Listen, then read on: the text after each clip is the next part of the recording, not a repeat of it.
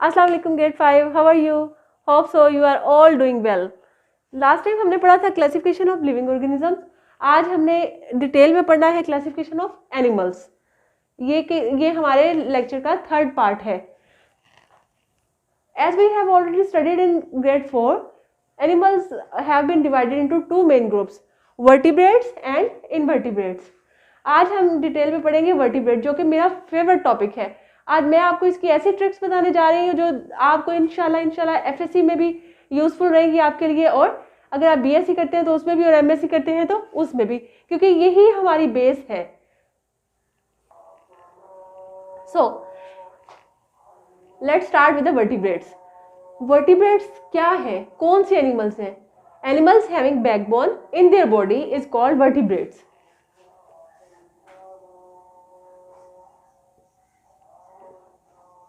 Animals having backbone in their body are called vertebrates.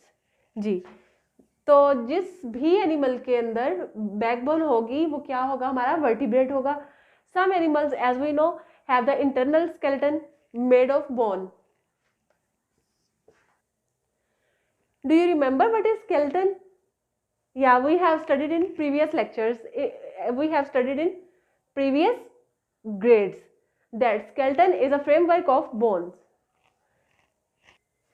Vertebrate animals की next quality क्या है, उनकी characteristics क्या है? उनकी ये है कि उनकी बॉडी जो है वो 3 पार्ट्स में डिवाइड की होती है, जैसे कि 1 head, number 2 is abdomen and number 3 is tail. इसका मतलब है कि उनका जो बॉडी होता है वो 3 पार्ट्स में डिवाइड किया होता है, हेड, एब्डोमेन एंड टेल। इसके बॉडी के 3 मेन पार्ट्स होते हैं वर्टिब्रेट एनिमल्स के। तो अगर हम देखें, अगर ये हमारे पास हेड है, अगर इसको देखें तो हमारे माइंड में फौरन आएगा कि हेड है, तो इट मीन्स कि उसका जो ब्रेन होगा वो कहाँ पे होगा? उसकी स्कल में।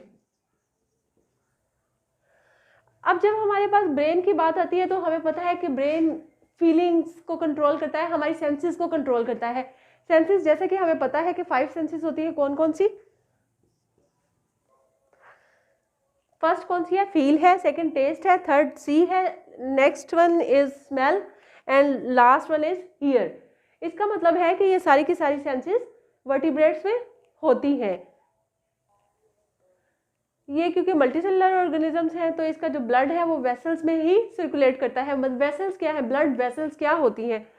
जिस तरह से हमारा वाटर पाइप होता है, अंदर से होलो होता है और उसमें इजीली वाटर जो है वो सर्कुलेट कर सकता है, इसी तरह से हमारी ब्लड वेसल्स होती हैं जिसमें हमारा जो ब्लड होता है वो इजीली सर्कुलेट कर सकता है। तो इसका मतलब है कि जो वर्टिब्रेट है उनके जो ब्लड वेसल्स हैं उनमें ब्लड सर्कुलेट करता है। और वर्टिब्रेट्स, अब उनकी प्रोटेक्शन की बात आ रही है तो उनकी प्रोटेक्शन में क्या क्या होगा? उनकी आउटर स्किन स्किन जो है वो उसकी प्रोटेक्शन में होगी, तो इसकी वजह से उसकी प्रोटेक्ट करेगी बॉडी को। तो ये किस तरह की होगी? या तो मॉइस्ट होगी, हेयरी होगी, या इसके ऊपर स्केल्स होंगे, या इसके ऊपर फीदर्स होंगे। ये वर्टिब्रेट्स की स्किन इतनी टाइप्स की हो सकती है। ये हमने सारी की सारी कैरेक्टरिस्टिक्स मेन जो थी वो किसकी पढ़ ली? हमने वर्टिब्रेट्स की पढ़ ली। अब हमने क्लासिफिकेशन करनी है वर्टिब्रेट्स की। हमने वर्टिब्रेट्स को मजीद क्लासीफाई करना है। अब इसको कितनी क्लासेस में हमने ग्रुप्स में क्लासीफाई किया गया है? फिश 5 में, fish, amphibian, reptiles, birds and mammals. तो हम इसको 1 बाय 1 डिस्कस करेंगे, इसीलिए ये टॉपिक काफ़ी लॉन्ग है और काफ़ी इंटरेस्टिंग भी है। इसमें हम हर क्लास को डिटेल में डिस्कस नहीं करेंगे क्योंकि ग्रेड 5 तक ऐसा लेवल है जिसमें बेस आपकी बननी है, ना कि हमें इसकी बहुत वाइडर डिटेल चाहिए। हमने मेन कैरेक्टरिस्टिक्स जो थी वर्टिब्रेट्स की वो डिस्कस कर ली। अब हम इसकी क्लासिफिकेशन करेंगे वर्टिब्रेट्स की। वर्टिब्रेट को 5 ग्रुप्स में फर्दर डिवाइड किया गया है। कौन कौन सा है? Fish, amphibian, reptiles, birds and mammals. अब हम हर इसके हर ग्रुप को डिटेल में डिस्कस नहीं करेंगे, जस्ट इसकी मेन कैरेक्टरिस्टिक्स को करेंगे, क्योंकि ग्रेड 5 तक हमें जितनी डिटेल चाहिए उतना ही हम इसको डिस्कस करेंगे। फिश, जैसा कि हमें सबसे पहले हर क्लास की मेन कैरेक्टरिस्टिक को डिस्कस करना होगा, वो है हैबिटेट, कि ये रहती कहाँ पे है, किस इन्वायरमेंट में रहती है। उसी से हमें इसका बाकी सारा पता चलेगा कि बॉडी स्ट्रक्चर कैसा होगा, ये इसकी रिप्रोडक्शन कैसी होगी, इसकी रेस्पिरेशन कैसी होगी, तो उससे हमें काफ़ी हेल्प होगी। तो फिश हमें पता है कि ये वाटर में लिव करती है। अब फिश अगर वाटर में रहती है तो इसका मतलब है इजीली स्विम कर सकती है। उसके लिए इसका बॉडी स्ट्रक्चर कैसा होगा उसको हम डिस्कस कर लेते हैं। ये बोट शेप आपको नज़र आ रही है कि फिश जो होती है ऑलवेज बोट इन शेप होती है। इसका जो फर्स्ट एंड एंड पॉइंट होता है वो पॉइंटेड होता है, जो इसका पहला और आखिरी सिरा होता है वो पॉइंटेड होता है। क्यों? क्योंकि वो इजीली वाटर की रेजिस्टेंस को कट कर सकती है, मतलब इजीली स्विम कर सकती है। तो फिश के जो स्विमिंग में हेल्प करती है वो इसकी पॉइंटेड बॉडी होती है और इसकी टेल होती है। अब जो फिश है वो रेस्पायर कैसे करती है? ये गिल्स के थ्रू रेस्पायर करती है। Do you remember respiration? Respire क्या है? सांस लेने का अमल। अब आम इंसान का सांस लेने का अमल तो हमें पता है कि फेफड़ों के जरिए होता है, लंग्स के जरिए होता है, मगर क्योंकि ये वाटर में रहती है तो गिल्स इसकी हेल्प करते हैं। तो ये रेस्पिरेशन कैसी होती है? इसकी गिल्स के थ्रू। अब इसकी रिप्रोडक्शन कैसी होगी? इसकी रिप्रोडक्शन होती है थ्रू एग्स। रिप्रोडक्शन का मतलब होता है कि अपने जैसे ही और अपनी प्रोजनी को प्रोड्यूस कर देना, अपने जैसे ही और बना देना, एनिमल्स बना देना, इसको रिप्रोडक्शन कहते हैं। तो इसकी रिप्रोडक्शन कैसे होगी? वाटर है तो इसमें एग्स के जरिए ही होगी। इसके बॉडी पे छोटे छोटे स्केल्स होते हैं जिसकी वजह से इसकी स्किन थोड़ी सी मॉइस्ट रहती है। So it is all about the fish. अब हम नेक्स्ट इसका ग्रुप करेंगे वो है एम्फीबियंस। नेक्स्ट ग्रुप आ गया। अब हम इसका हैबिटेट डिस्कस करेंगे कि वो कौन सा है। ये वाटर और लैंड दोनों पे ही रह सकते हैं। ये वाटर और लैंड दोनों पे ही रह सकते हैं, स्टे कर सकते हैं, मगर ये ना तो वाटर को छोड़ सकते हैं और ना ही लैंड को छोड़ सकते हैं। इसका मतलब है कि इनको दोनों जगहों की ही ज़रूरत पड़ती है। ये अपने रिप्रोडक्शन के लिए वाटर में एग ले करते हैं मगर रहते ये लैंड पे है। तो इसकी रिप्रोडक्शन कैसे हुई? एग्स के जरिए हुई।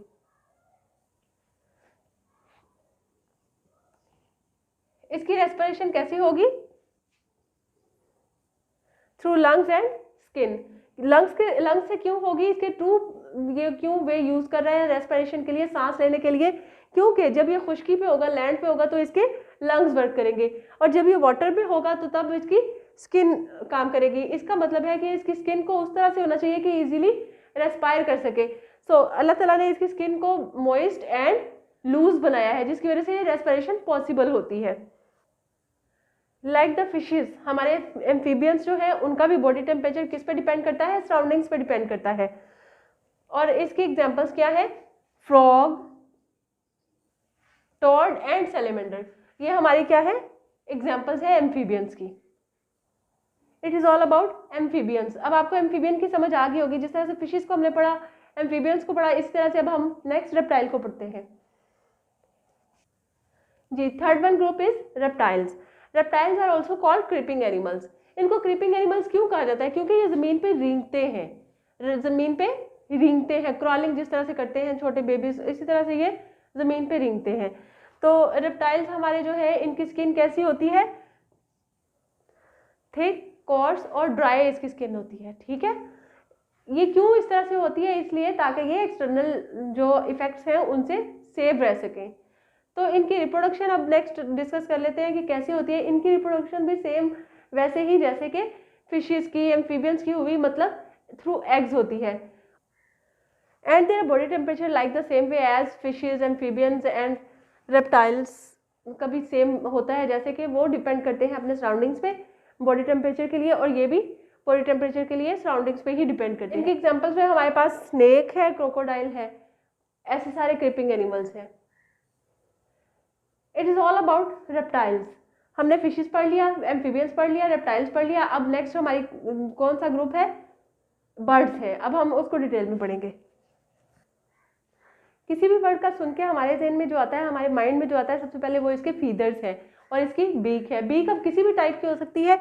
तो हमारे पास फीदर और बीक्स होते हैं बर्ड्स में, इसकी मेन कैरेक्टरिस्टिक्स में। उसके बाद इसकी बोन्स जो होती हैं, बोन्स कैसी होती हैं? होलो होती हैं।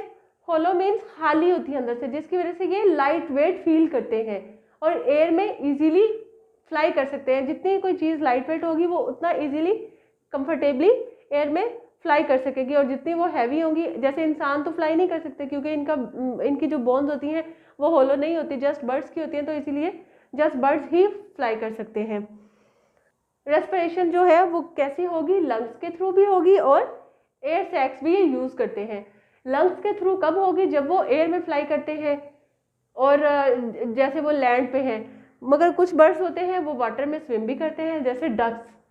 तो डक्स के जो फीट होंगे वो कैसे होंगे, वेब्ड होंगे।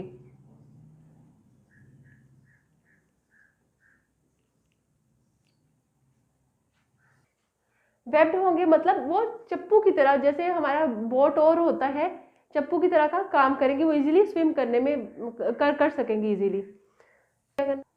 अब बर्ड्स की रिप्रोडक्शन कैसे होती है, इनकी रिप्रोडक्शन भी एग्स के ही थ्रू होती है। हमारे जो बर्ड्स हैं उनका बॉडी टेम्परेचर सराउंडिंग पे डिपेंड नहीं करता, मीन्स कि वो वार्म ब्लडेड है, वो कोल्ड ब्लडेड नहीं है। फिश, एम्फीबियन एंड रेप्टाइल्स की तरह वो सारे के सारे क्या थे, डिपेंड करते थे अपने सराउंडिंग पे, अपने बॉडी टेम्परेचर के लिए। लेकिन बर्ड्स ऐसी क्लास है, ऐसा ग्रुप है जो कि अपने सराउंडिंग पे डिपेंड नहीं करता। इसकी एग्जाम्पल कौन सी है, इसकी एग्जाम्पल्स में हमारे पास आ जाती है कीवी, ये रनिंग बर्ड है। डक हमारा जो है ये स्विमिंग बर्ड में भी आ जाता है, और डव हमारी फ्लाइंग बर्ड है, और ऑस्ट्रिच जो है ये भी हमारा रनिंग बर्ड है, ये हमारा रनिंग बर्ड है। It is all about birds.